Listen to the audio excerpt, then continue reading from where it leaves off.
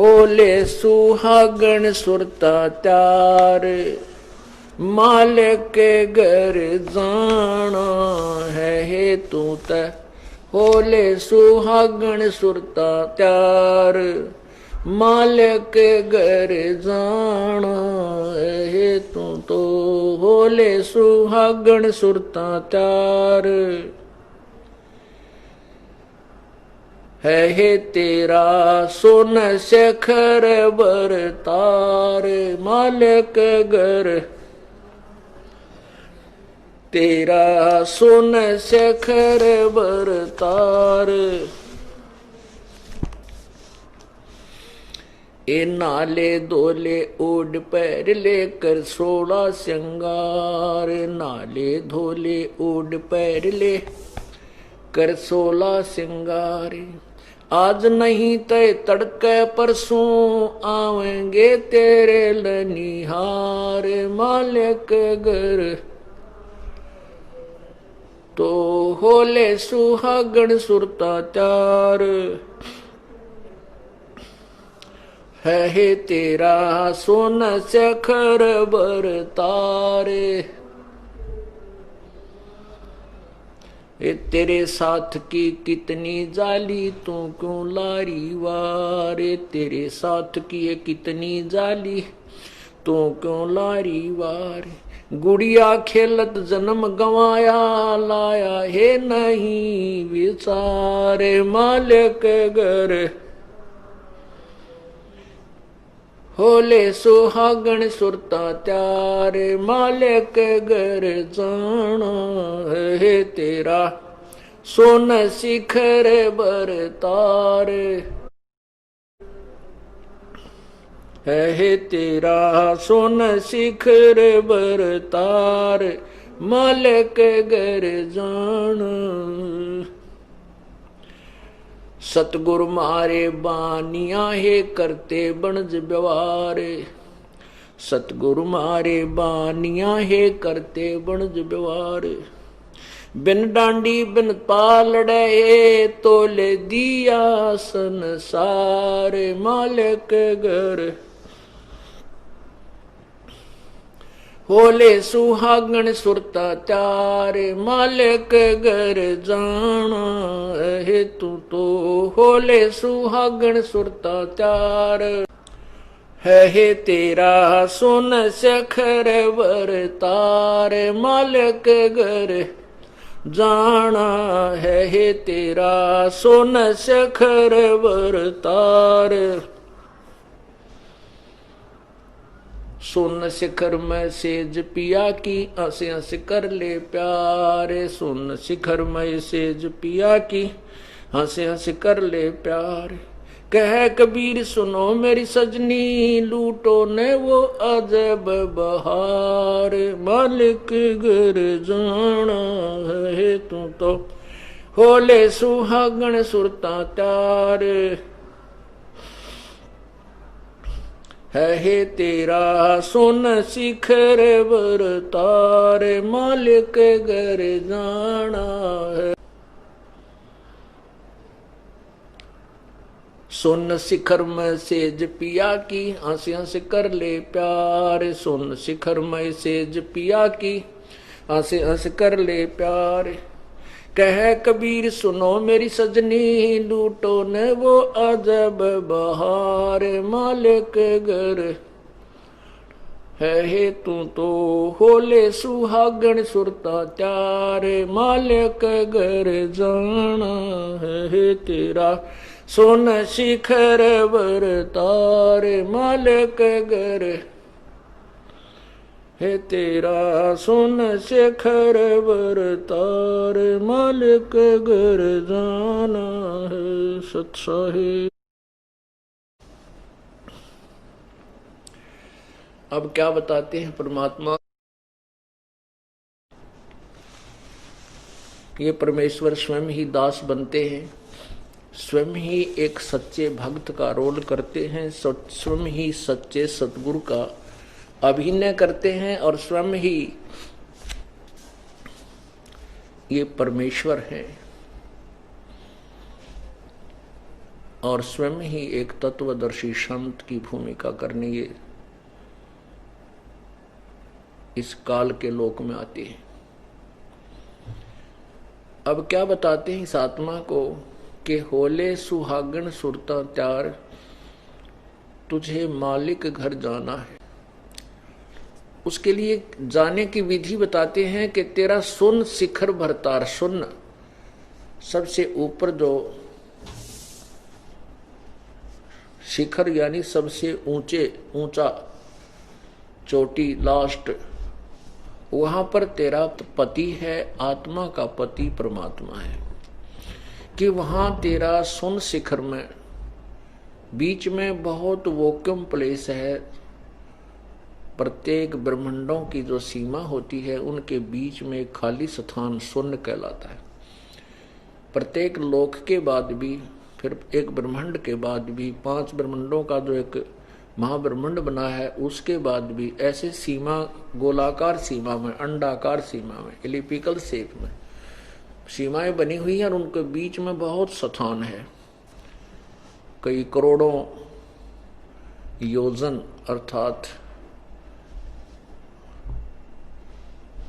अरबों किलोमीटर यानी मील का उनके बीच में स्थान है। उसके बाद अन्य ब्रह्मांड और फिर परब्रह्म के लोकों के बाद बहुत ज्यादा स्थान है। उसके बाद सतलोक प्रारंभ होता है। तो कहते हैं सुन शिखर में तेरा पति रहता है, आत्मा का पति परमात्मा है। तो वहां जाने की विधि बताते हैं कि नाले धोले ओड पैरले। अब सुहागन कौन है? सुहागन वो लड़की होती है जिसका विवाह सगाई हो जाता है, और जिनका विवाह सगाई नहीं होता वो कंवारी होती है। ये एक एग्जाम्पल देते हैं परमात्मा, उदाहरण देते हैं और हमें भिन्न भिन्न प्रकार से समझाते हैं।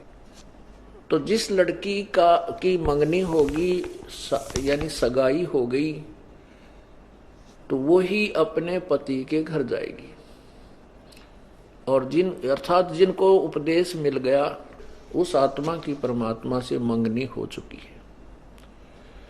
अब हमने अपने पति के घर जाना है, उससे जाने से पहले हमने क्या क्या करना होता है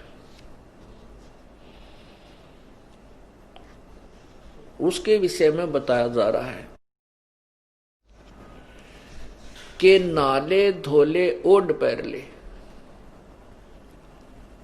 नहाना क्या है, स्नान धोना क्या है?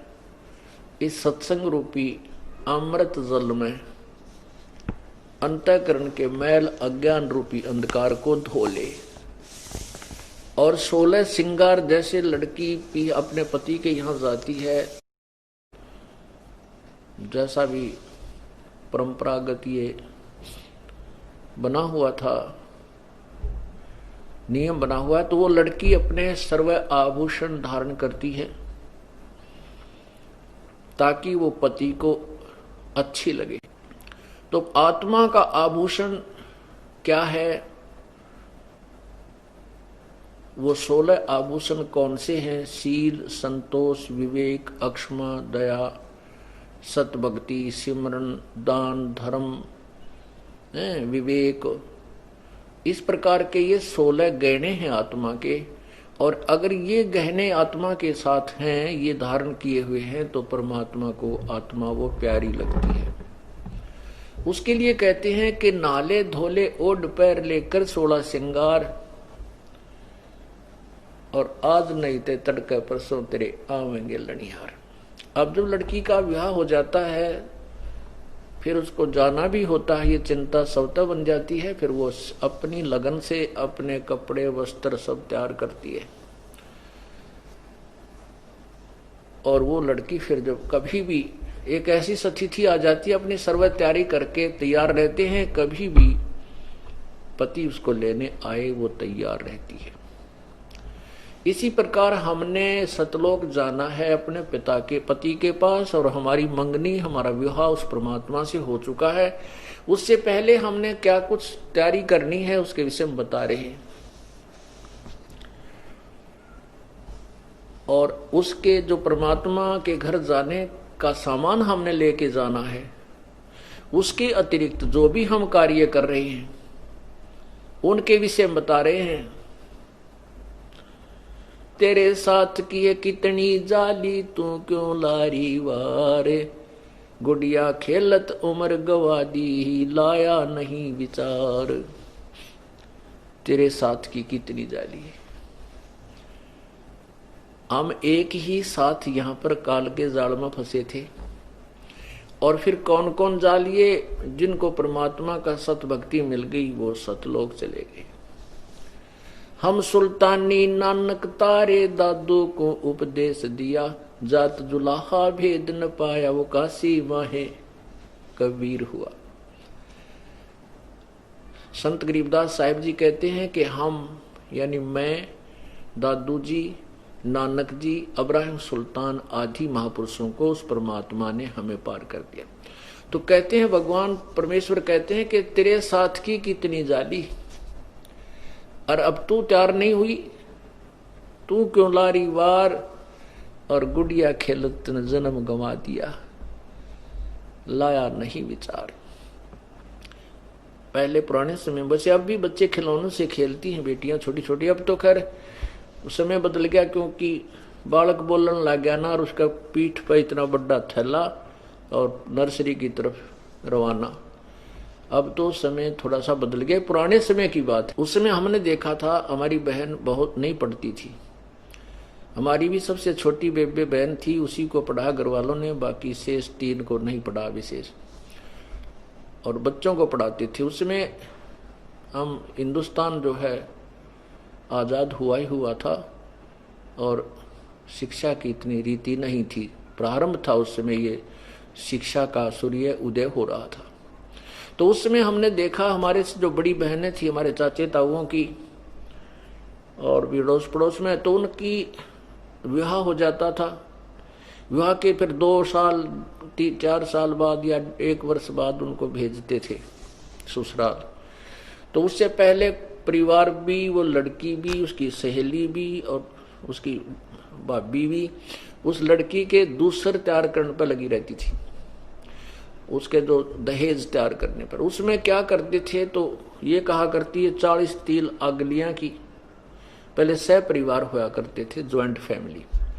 तो उनमें दिरानी की, जेठानी की, पित्तस की, तायस की 3-3 4-4 तायस पित्तस हो जाती, उन सब के कपड़े देने होते थे। और ये अगलियां की, उन अगलियां तभी और की अगलियां की, ननदों की, वो ऐसे ऐसे अलग अलग सेटिंग होती थी। ये लड़की की अपने पैरन की, ये सास ससुर की, अगलियां की, ये फलानियां की, तो ऐसे अलग अलग सेट करते थे। उनको तिल बोलते थे, तिल। अब सूट कह देते हैं ड्रेस, उसमें तिल का अगर, तो ऐसे ही वो तो ओरिजिनल बनाती थी। छोटी लड़कियां क्या करती थी, जो घर में टेलर आता था उस लड़की के लिए कपड़े सिलने, तो वो ढेर सारे कपड़े हो जाते थे चीथड़े से छोटे छोटे काट के।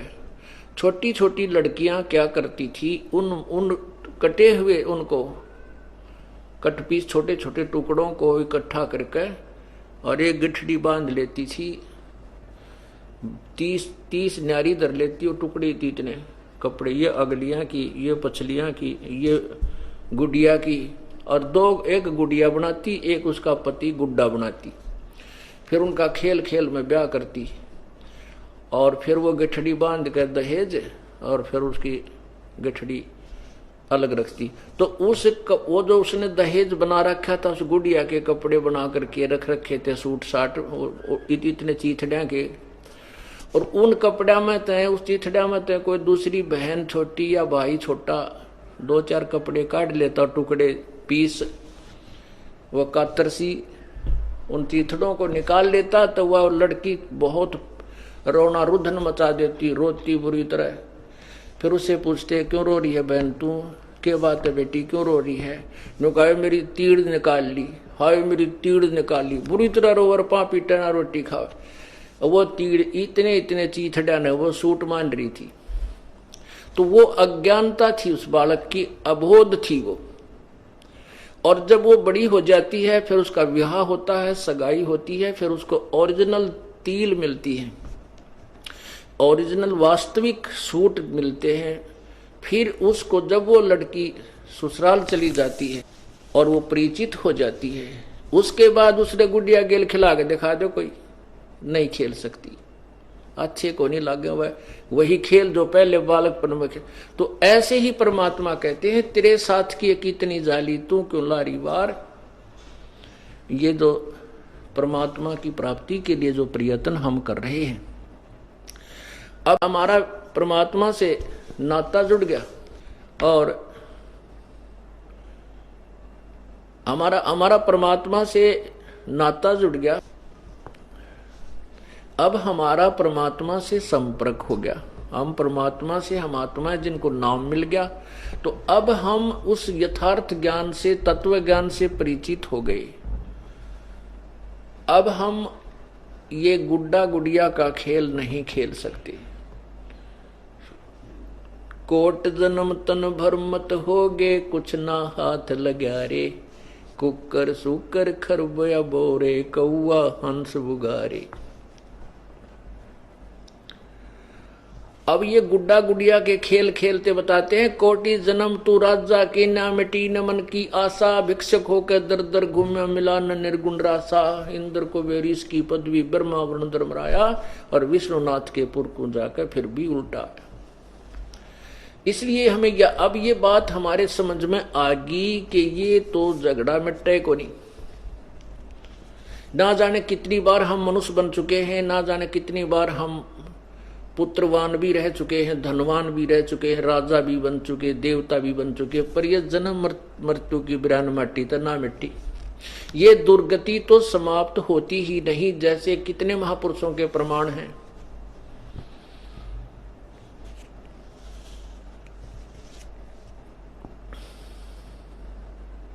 सुखदेव ने 84 भुगती बना पजावे खरवो, तेरी क्या बुनियाद पुरानी तू पेंडा पंथ पकड़वो।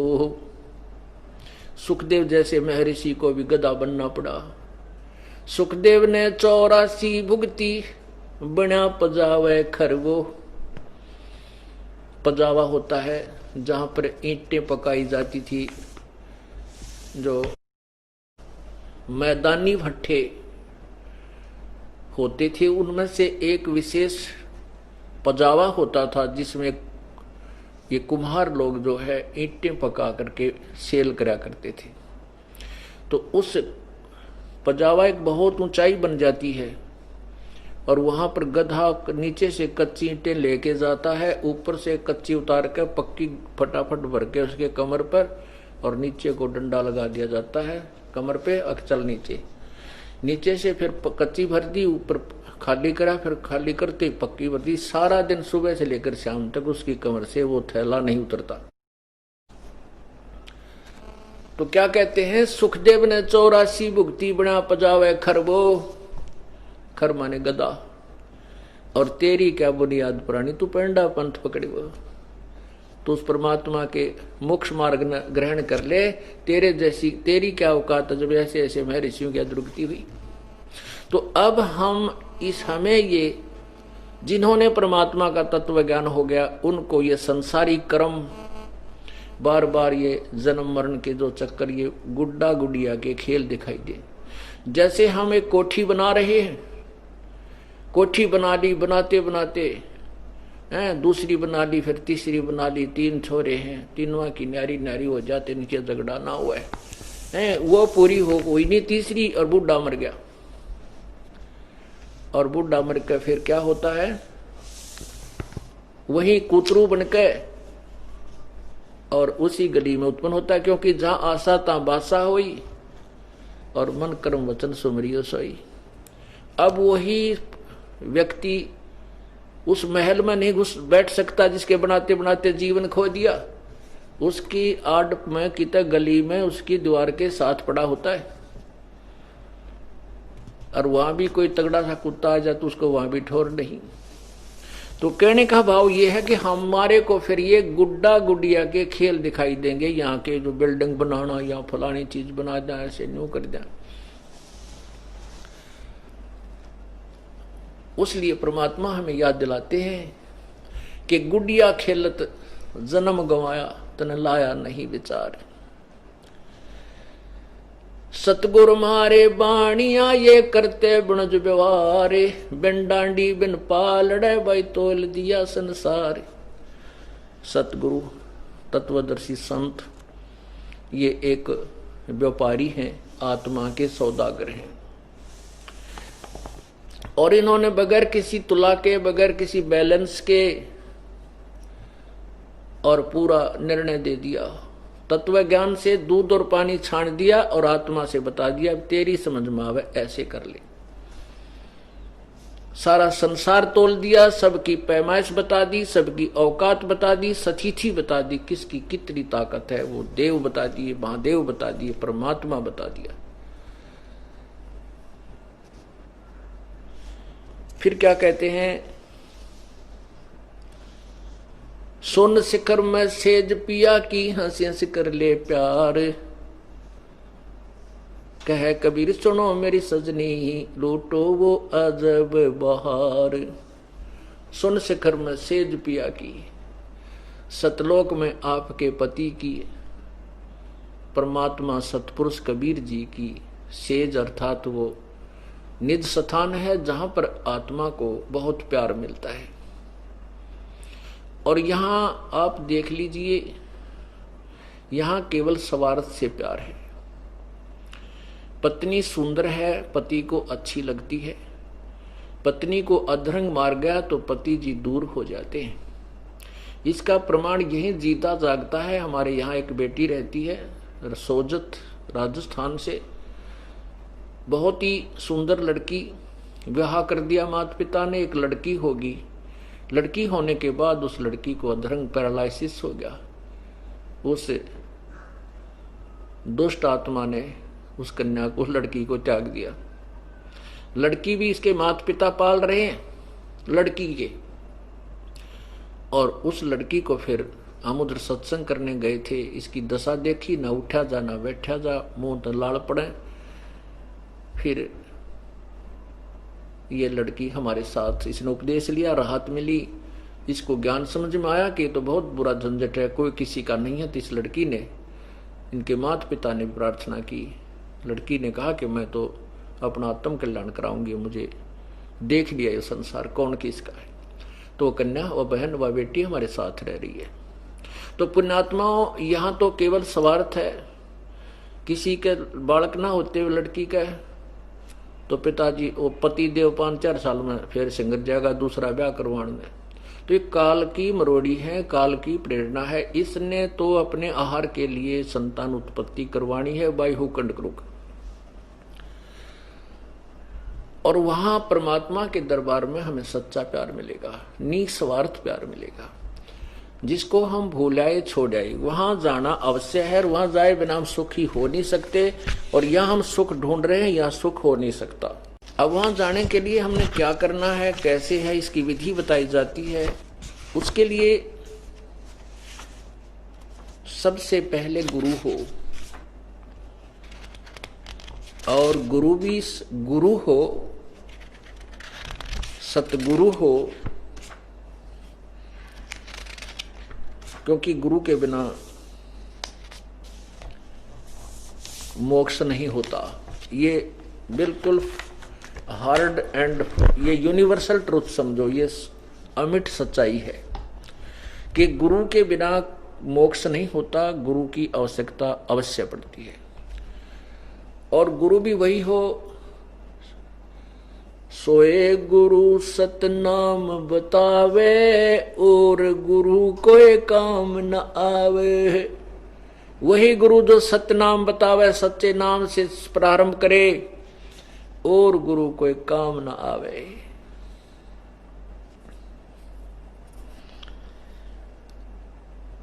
और गुरु जो गलत साधनाएं बताते हैं वो नालायक हैं, उन्होंने दुनिया को भ्रष्ट कर दिया, गुमराह कर दिया, पथभ्रष्ट कर दिया। बोलो सतगुरुदेव की जय हो।